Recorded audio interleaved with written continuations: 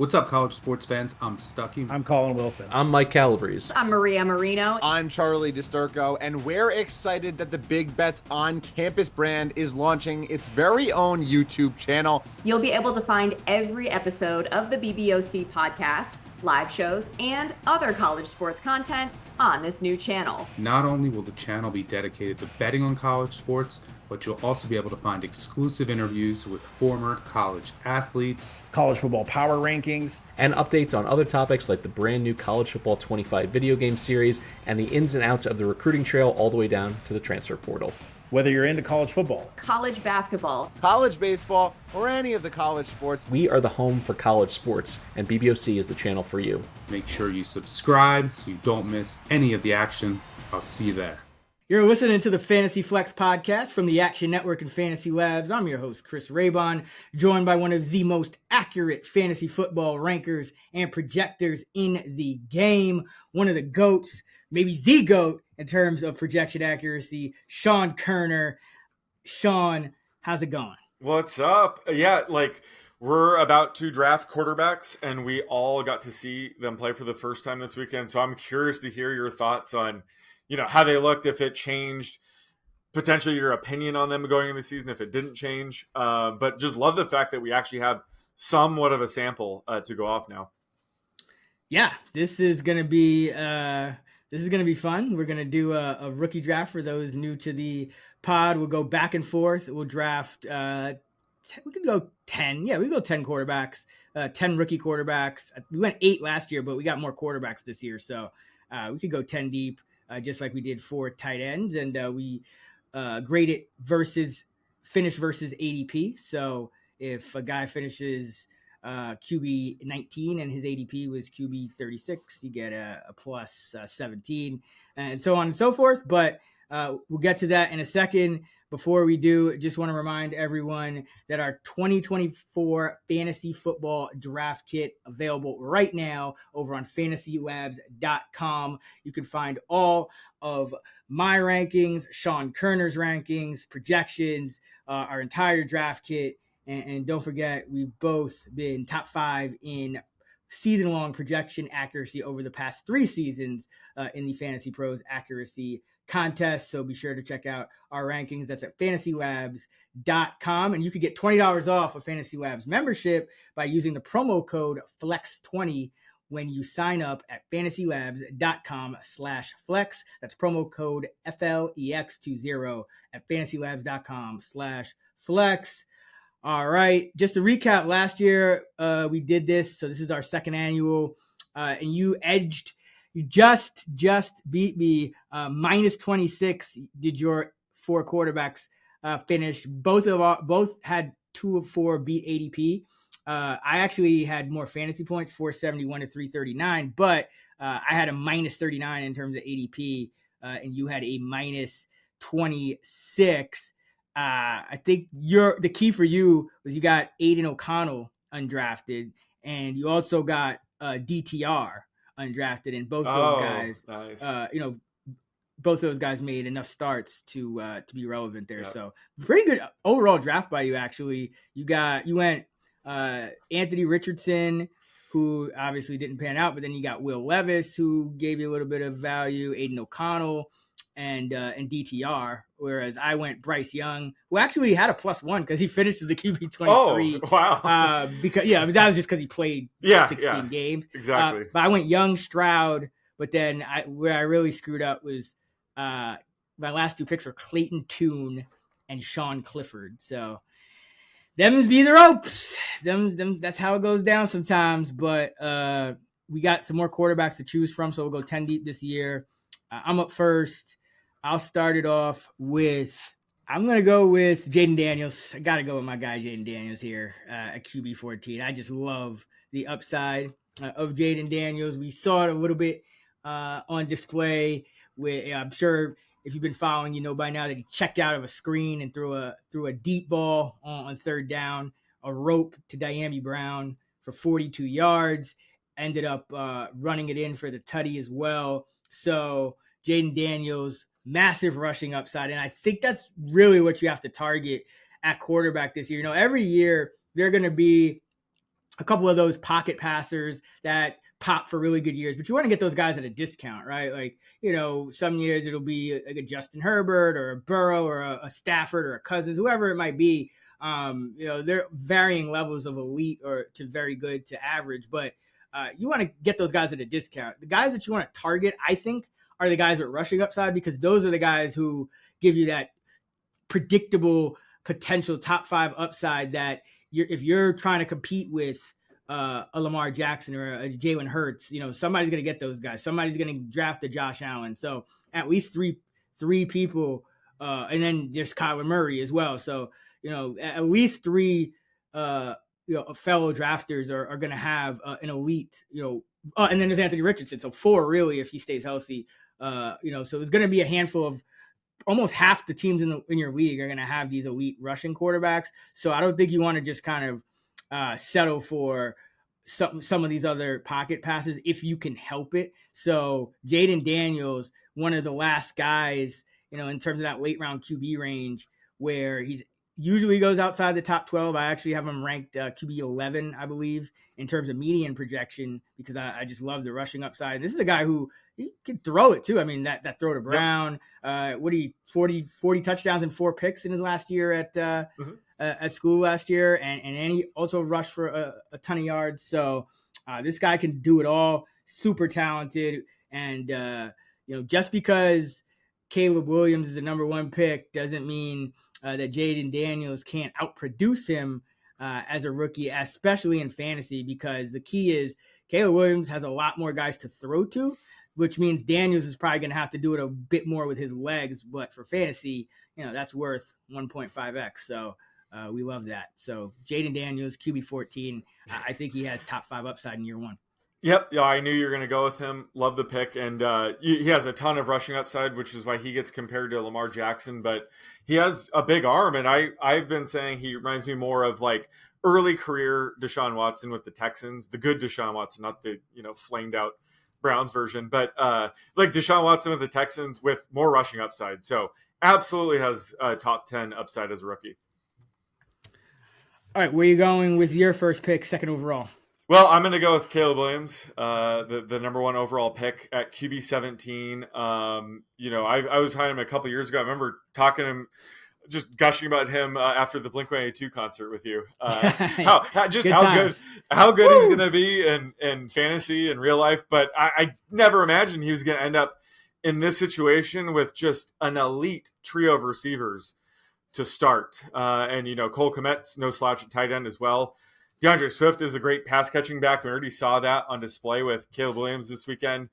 Throwing that, 42-yard catch-and-run screen pass. A lot of times, screen pass like that's on the running back. But if you see that play, it was very Patrick Mahomes-esque how he got rid of that and just knew he had room to run after it. So it was a great showing for Caleb Williams. Always knew he had a ton of upside. Might be like Josh Allen where it does result in some bonehead plays at times, but just love his upside. He doesn't have nearly as much rushing upside as Jayden Daniels, but he does have rushing upside, like a Patrick Mahomes type. Mm-hmm. But, he, again, another rookie that has top 10 upside. So I think both these rookies, inside the top 20 could easily beat their ADP. So I think they're great picks in real life, this contest. At QB 17, would not be shocked if he beats this out pretty good. Yeah, I have him, let's see, at QB 12. Yeah. So he's him and Daniels I have as QB1s, and most leagues they're not being drafted like it. Again, quarterback, there's enough surplus where you can afford to draft a Daniels or a Williams as your QB1 and whiff on it, because the pick would be, so late in the draft that you could just stream, if it doesn't work out for some reason. So there's really zero downside to drafting these 2 high upside rookies. And then it gets a little more interesting. Yes. For my second pick, the 3rd overall of our 2024 Fantasy Flex rookie QB draft, I'm going to go with Bo Nix, QB 32. And the reason I'm going with him over a guy like Drake Maye or a JJ McCarthy is because yes, Bo Nix was the QB2, second off the bench in the first preseason game, but he will start the second preseason game reportedly. And just watching him, I mean, he already looked better than Jarrett Stidham. And I think that last week was Stidham's chance to kind of make his case for the job, and he didn't. I think Bo Nix outplayed him. And so I think going forward, Bo Nix is just going to continue to cement himself. And even if Bo Nix, starts, doesn't play as well in the second and maybe the third preseason games, I think at this point, you kind of know what Jarrett Stidham is. Zach Wilson, you know what he is too. So the fact that Nix looked capable and, he's still a first half of the first round draft pick here in a Sean Payton offense. And we saw what Sean Payton was able to do with Russell Wilson for a stretch last year, had his numbers looking pretty decent and kind of hit him. I think there is some upside here with Bo Nix. There's a lot of, they have a lot of big bodied receivers. So, maybe could even put up some touchdown passes here, because every single Bronco receiver pretty much is either a red zone guy or Denzel Mims. And Denzel Mims actually caught a red zone touchdown from Nix in the first preseason game. So, I think Nix has some sneaky upside, and I'm taking him here because I think he is a better than 50-50 bet at this point to start in week 1. Yeah, I was going to go here because he's now minus 320 to start week 1, which isn't too surprising. He started 60 plus games in college, the most ever, set the record. So he's already experienced enough, and Jarrett Stidham just isn't enough competition to, prevent Bo Nix from playing. So wasn't surprised, he outperformed Stidham in his first week of action. And yeah, but the remaining quarterbacks, he's probably the best bet to start, 15 plus games. So I was going to go here if you didn't. All right. Pick number 4, your second. What are you doing? I'm going to go Drake Maye at QB 30. I was shocked they didn't really play him much in week 1. He only got the one drive. I think he only attempted 1 or 2 passes. So not much to take away from his first preseason action. I think, it was rainy, wet, the field, maybe they didn't want to evaluate him in those conditions. So this week, maybe we'll learn a lot more and see him play, potentially an entire half. But he's a raw prospect who probably does need some reps, some, time to develop. And that's why they have Jacoby Brissett. Jacoby Brissett probably going to be the week 1 starter. They probably want him to start as many games as possible because unlike Caleb Williams, Drake Maye is going to a very, very bad situation. They have a shaky offensive line, arguably the worst wide receiver depth chart in the league. So this is not a situation where I think Maye needs to make a ton of starts as a rookie. In fact, it could hurt him. So right now I'm projecting him around 11 starts, and who knows? It could be way higher than that, could be way lower than that, but just based on the current quarterback situation, what I'm looking at that's remaining on our board, he's probably the best bet to clear ADP at quarterback 30. That's where I have him ranked at least. So I think his floor is maybe like quarterback 35 in that range. So I think of the remaining quarterbacks, he has the highest floor. You think his floor is QB 35? No. I'm saying his personal floor. Like I think that he, his floor is plays, 5 to 6 games this year and ends up as like, inside the top 40. Oh, so you don't think his floor? I think his floor is 0 stars. No, I do.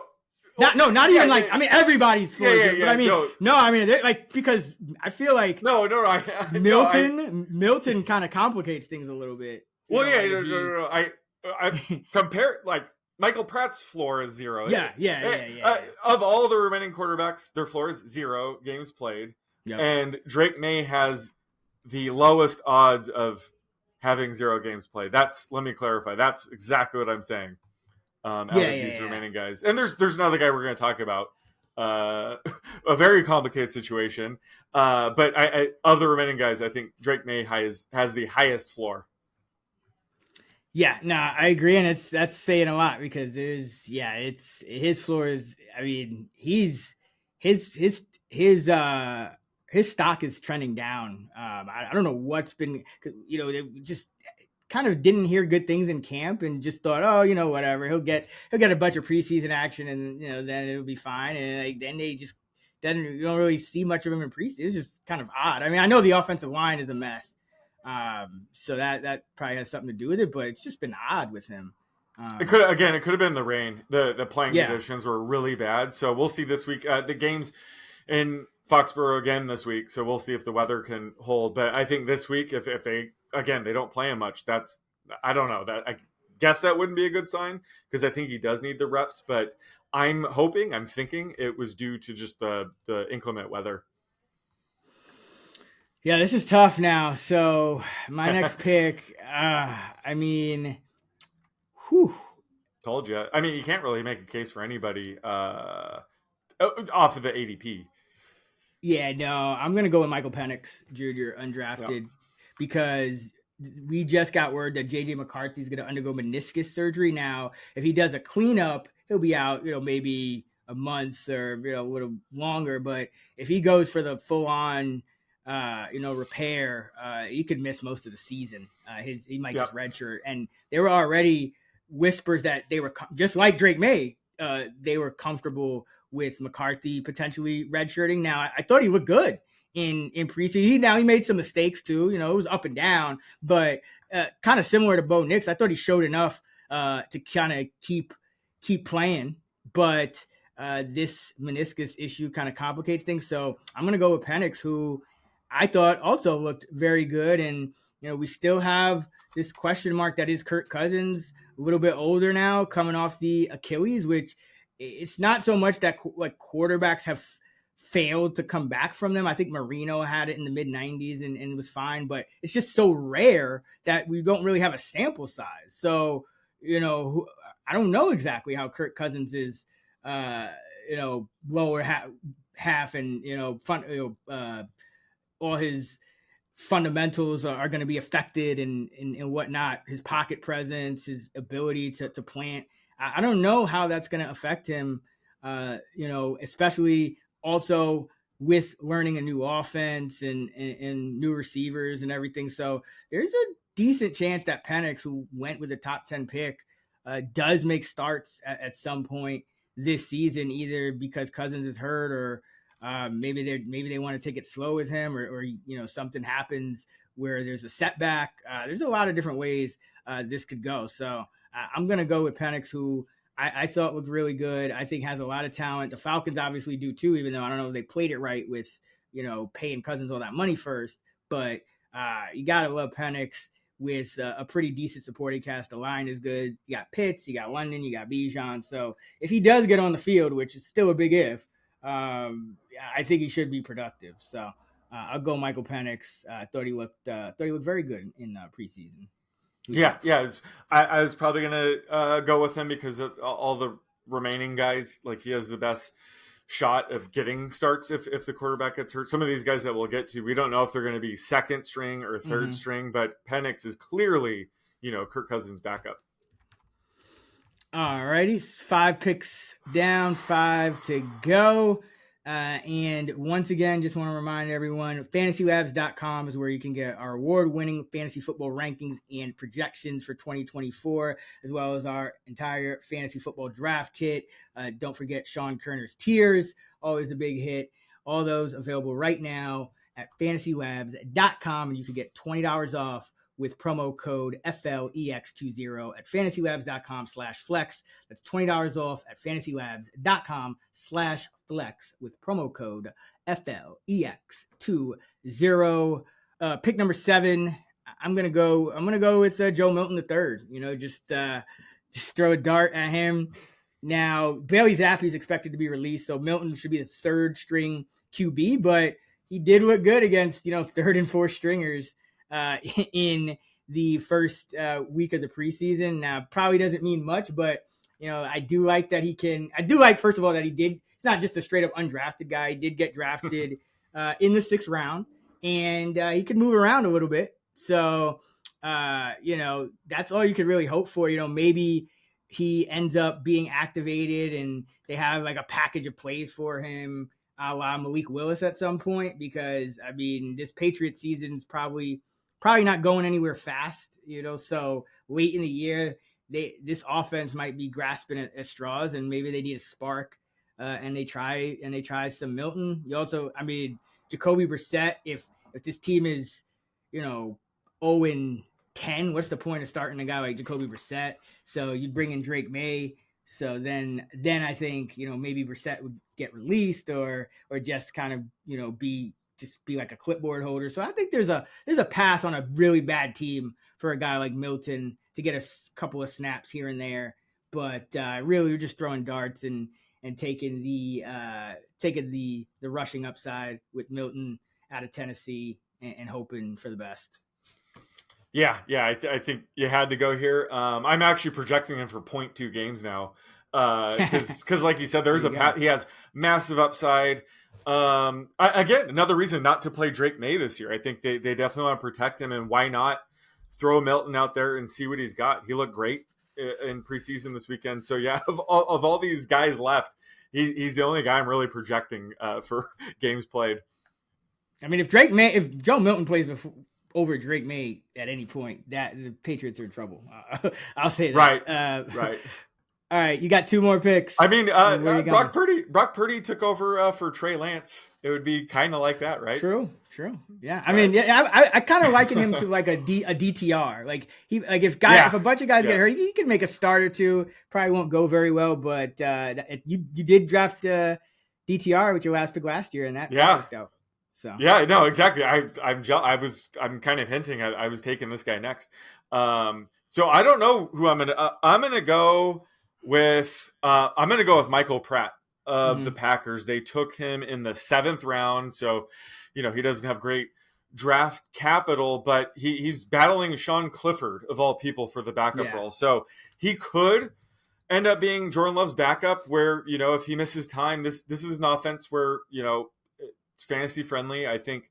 And Pratt, if you look at the rookie quarterbacks that play this weekend, he's 3rd in PFF grade. He didn't play much. He only had 7 dropbacks, but he did look really sharp. And I think the Packers have to start considering him to be the backup. So I think this is a real competition between him and Clifford. And we'll see what happens this week. I mean, he could completely combust and this is a bad pick, but I think he, at least out of all these guys left, has a path now to open up the season as the true number 2.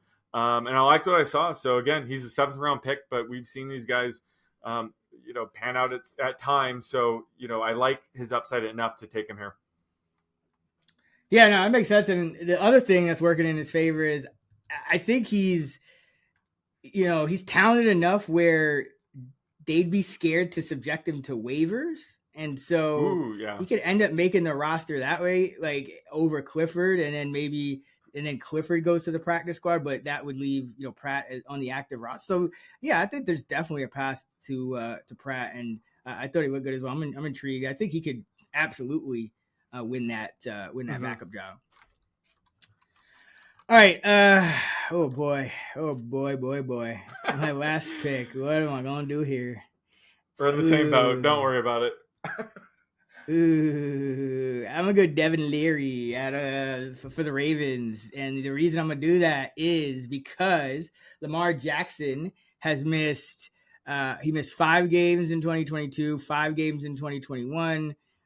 He missed a game in each of 2020 and 2019, and he rested last year, so it doesn't really count. But Lamar Jackson's liable to miss games, and then his backup is 37 years old in Josh Johnson, and he kind of had a rocky preseason. They don't have Huntley anymore, though. Who knows? Maybe Huntley gets released and they just re-sign him. But at least at the current moment, Leary, is he a 6th round pick? I think there is. Yeah, they are at least intrigued enough to give him some looks here, and the fact that you have a somewhat injury prone scrambling quarterback who did lose weight. I saw Lamar looking spry, but that might not be good for his if he taking hits if he gets popped. So he's liable to miss games, and then the guy behind him is 37. So just a shot in the dark, but maybe we get a game started out of him at some point, or maybe he gets that Baltimore's inevitable week 18 clinching scenario. Yeah. Where do they play Pittsburgh again? I don't even know if they play Pittsburgh or not. They seem to play Pittsburgh every year at that, in week 18. But maybe you get that start just to give them a look to preserve Johnson, especially if Lamar Jackson is hurt. So there's at least a path for Leary, but that's really it's the Browns this year. It's the Browns. So same thing though. I could see that game being meaningless for the Ravens. So Devin Leary, QB, another undrafted. One more. What you got?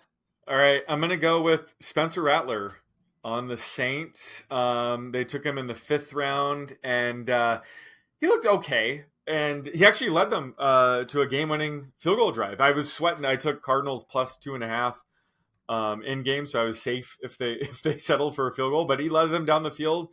They kicked the field goal, and he is in a battle with Jake Haener for the backup job, who certainly doesn't have that locked up. So if Rattler plays another couple of good games here, he could end up being Derek Carr's backup, depending on how they treat Taysom Hill, of course. But if you remember, it was a couple years ago, Spencer Rattler was the odds-on favorite to be the number 1 overall pick. That was kind of the punchline of, it was early in the season, but if, the Panthers were 0-6, it's like, oh, they're playing for Spencer Rattler. That's how convinced people were that he was going to be the number 1 overall pick. Then, he disappointed, ended up at South Carolina, kind of revamped his career a bit. So at one point in time, he did have at least, first round or number 1 overall potential.